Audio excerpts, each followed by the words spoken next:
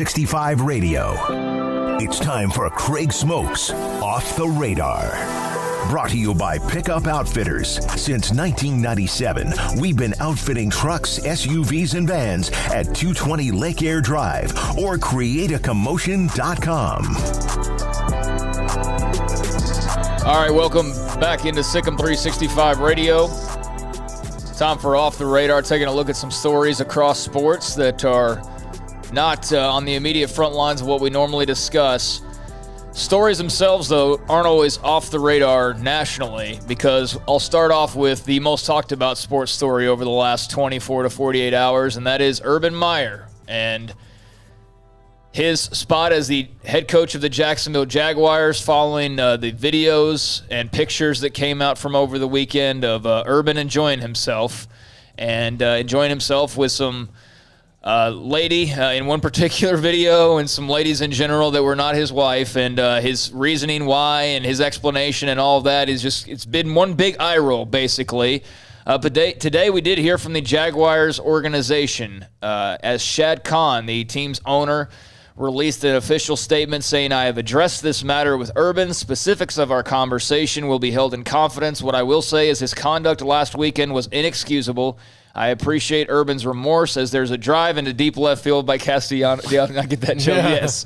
So there was a lot of fun being had with the Jaguars statement and using the, what was that announcer's name that made that call? Oh, it was Tom Brenneman. Tom Brenneman, yeah, the Brenneman call. And there's been all sorts of like different, memes and everything coming out of this. But this was from Mike Silver, and this is actually serious. He said that, based on how much you believe of this and whatnot, and he's a very well-known reporter around the NFL, but the Urban Meyer situation in Jacksonville has reached a crisis point, especially in the locker room. One player told me he has zero credibility in that stadium. He had very little to begin with. Players were particularly put off by the fact that Meyer canceled Monday's team meeting as he dealt with the uproar over the videos of him and a young woman getting cozy in an Ohio bar. He even canceled the team meeting. He was too scared, a player said.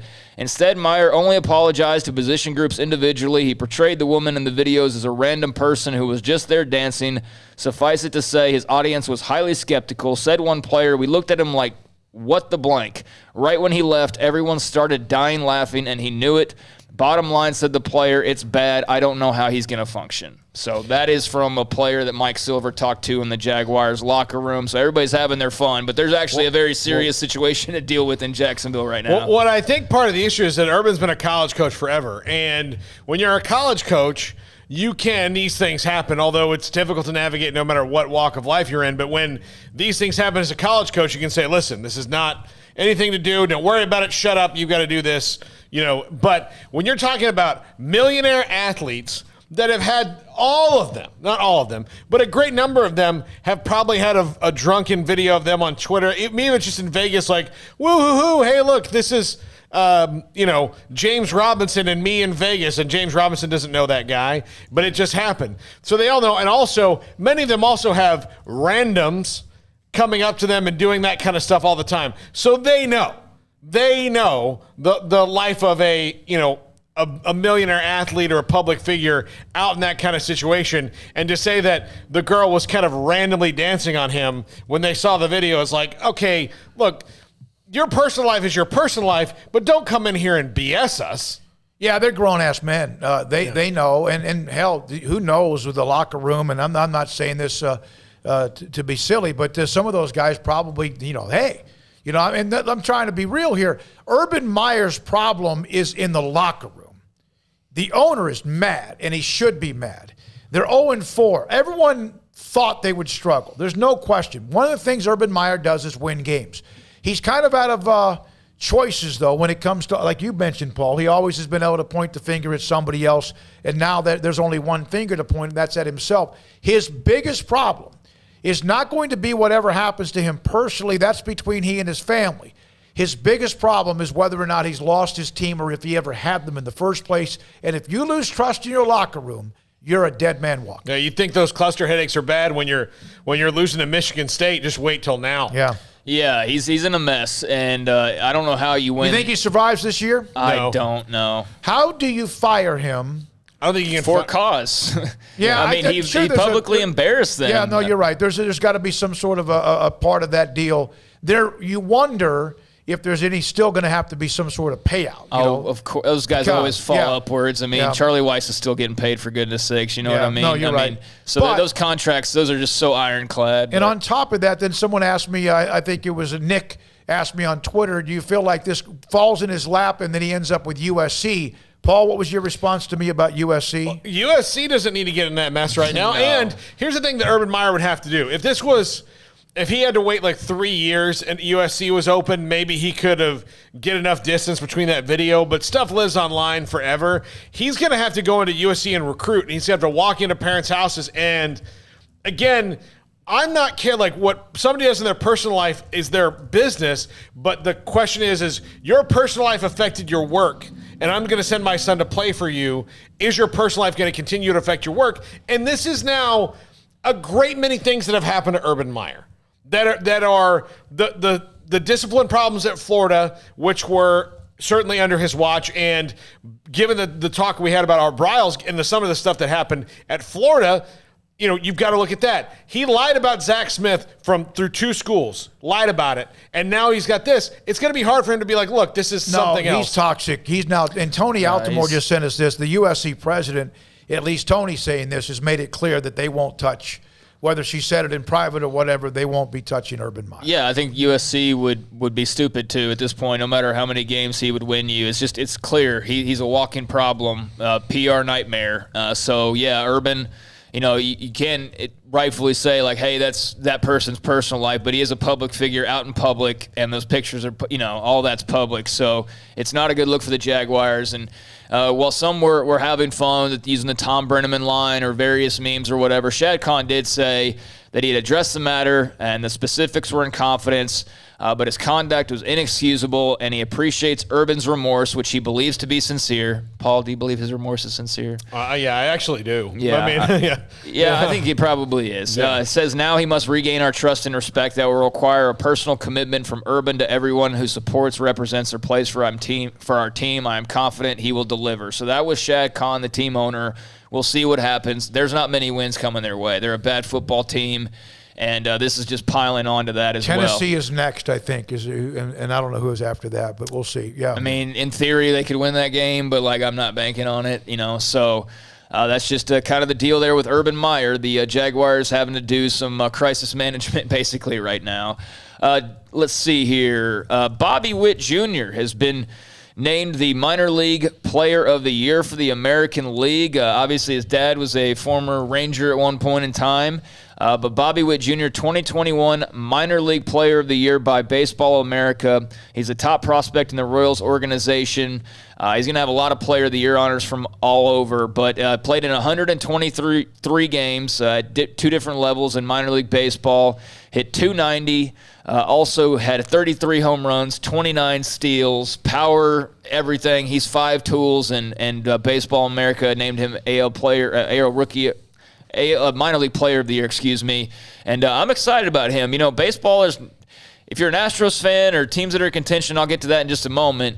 There's reason to be excited right now, but he's somebody I've been following along just because I remember watching his dad, and he seems to be the real deal, man. I'm sure we'll see him soon enough. And the Rangers, I think, were 2 picks away from being able to draft him. Yep. But he went first overall to the Royals. I'm sure he'll be with them next year. So, and I can't wait to see him. There's a lot of good. This is a good era of baseball right now when you talk about exciting young players all over the league. It's not just concentrated in one area. It's a good time for baseball. I hope baseball is smart enough to capitalize on it. I just worry their commissioner is not.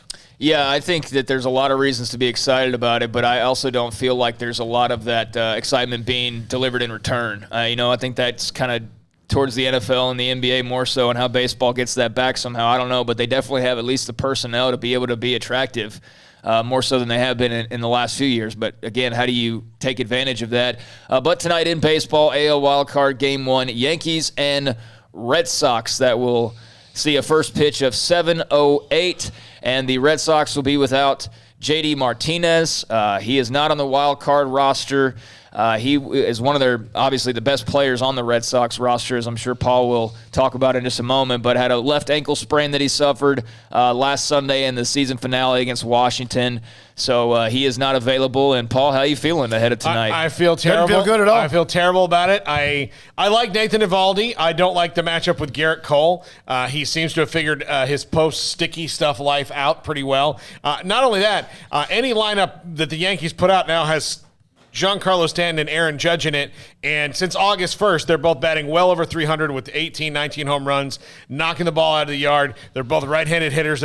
That can punish Fenway Park. Do you feel good or not? And I feel terrible about it. But if they win, I'll get excited until they inevitably lose to the Rays, who are probably going to win the whole damn thing. So you got a little bet rolling with Nicky Latarulo? No, I want to keep our relationship friendly and professional. Okay. I think what your bet should be is if the Yankees win, you have to talk in her accent.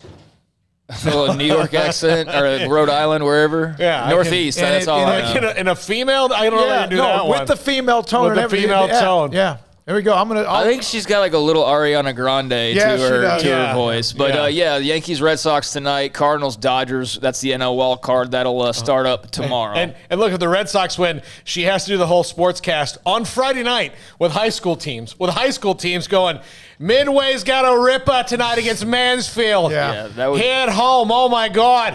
That would go over really, really well here in Central Texas, I am sure. Also, let's see here. I just had that in front of me. Okay. The Chiefs have promoted wide receiver Josh Gordon to the 53-man roster. He could make his debut versus the Buffalo Bills. So, it's probably only about 2 weeks until we see he's out of the league again for some reason or another, because that's just been the pattern. But if he is anything like he used to be, which I assume he probably is pretty close to what he used to be. I mean, what wear and tear is he taking? Yeah. This is completely unfair. It's completely unfair for him to be on the Chiefs if this is like Josh Gordon from a few years ago. Clearly he's practicing well and in good shape because he's only been on the practice squad for a week and a half. Yeah. So this is the Chiefs. He's not. The rules allow them It's ridiculous, to put a claim in. He could, if he was playing for the Cowboys don't need him. I'm surprised, but it's part of the it's. My point is that their talent evaluation is pretty spot on, and so Who, the Chiefs? The Chiefs, Yeah, yes, kinda? yeah, it's pretty spot on, and it's not like they're not in a really bad injury position. I think Byron Pringle might be a little banged up, and he's their fourth wide receiver, but I mean, again, he's there in 2 weeks, already on the active roster. Tells me he's probably in pretty good shape. Yeah, they didn't sign him for a PR deal. No, they don't need it. No, they signed him because he could be at freak, He's a if freak, he's anything like what in he that was. offense with all the weapons they already have. Yeah, But the problem is like, can he just not do the things that he's done to get himself in trouble over and over again? The answer to that is his resume says no. Yeah, Dee Richards, former Baylor women's basketball star. I don't say Lady Bears anymore, right? So Baylor women's basketball star named to the WNBA All-Rookie team. She plays for the New York Liberty, so Dee All-Rookie. She was first among rookies in three-point percentage, second in games played, field goal percentage, steals, third in assists, third in total minutes, third in blocks. So pretty good rookie year for the former Lady Bear, Dee Richards, and she's a WNBA All-Rookie. You know what? She's an incredible kid. She really is, young lady. And she and Dejanay Carrington, who's in the with the Connecticut Sun, they're in the I guess in the semis or whatever it is. I don't know. But against Chicago, Paul, thank you. You told me Chicago's up 2 games to 1 in that Paul gave us series. his playoff recap. And the young lady that was that's now out west playing, I think in I forgot her name, in L.A., who was a guard the year before. They went styling this year. I mean, everything you saw on them on their Twitter feeds during the season was about showing off their clothing line or Nike brand or whatever. They had a fantastic amount of fun. Yeah, they did, and she obviously had some success as well, so congrats to Dee, who we got to know pretty well over the last 4 years. Good to see her thriving and living it up in New York.